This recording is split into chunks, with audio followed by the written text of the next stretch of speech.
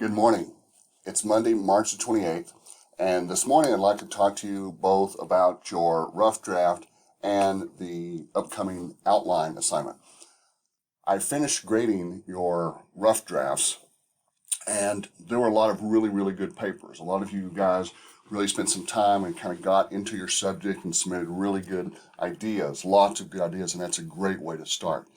Now, you need to go back to where you turned in your paper, click View Submit again, that little blue link, and it'll pull up your paper along with my comments. Be sure to read those comments. Those comments are really important, and if you don't read the comments, it won't help as much. So look at the comments, get the suggestions, and then kind of go from there.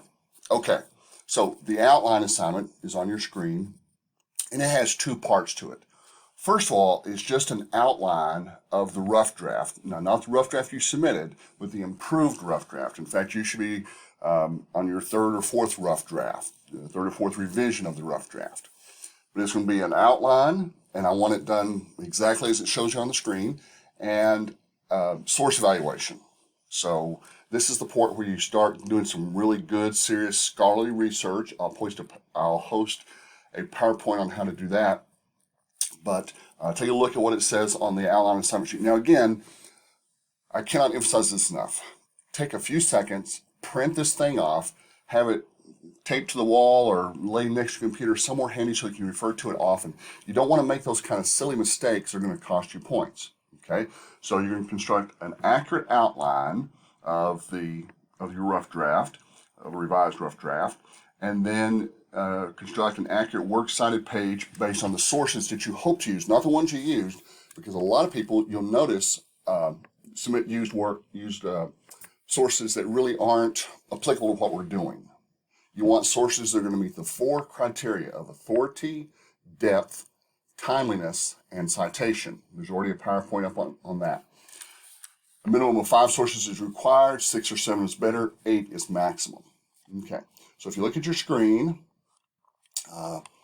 this is what your outline should look like, just like this. You're going to put your last name first, your first name last. You're going to put the title of the course and the date that the paper is due, and the heading, and that should be single space, and then the title of the paper.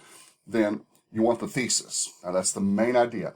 Don't forget the thesis should reference or somehow talk about the topic that you've chosen. Okay, you want to write out the word thesis, put a colon, underline that, have a complete sentence, a period at the end. Then Roman numeral 1, that's going to be your first topic sentence.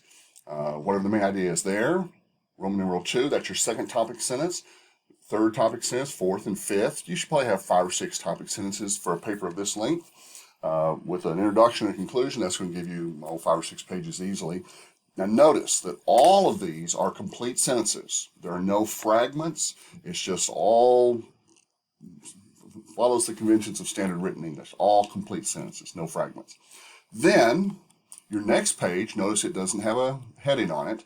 It's called Works Cited, and it's an alphabetical listing of the works you used. Now I've included 2 books and 3 journal articles. Books and journal articles really are the best types of sources to use, but you can use any sources that meet all 4 criteria of depth, timeliness, authority, and citation. But it should look just like that. I'll post a link to the OWL website that gives you more explanations and another example, and then you just turn it in. Okay, it's not really hard. It is the next step, the next evolution of your rough draft, which will go through several different evolutions in order to get to a good, well-structured, well-defined final draft. But I know it's not due for a couple of weeks, but let me strongly recommend you go ahead and get started on it now. And then if you have questions, email me. Let me know how I can help. Okay, hope you're enjoying the poetry unit. Don't forget to keep up with your discussion posts, and we'll talk some more later. Thanks.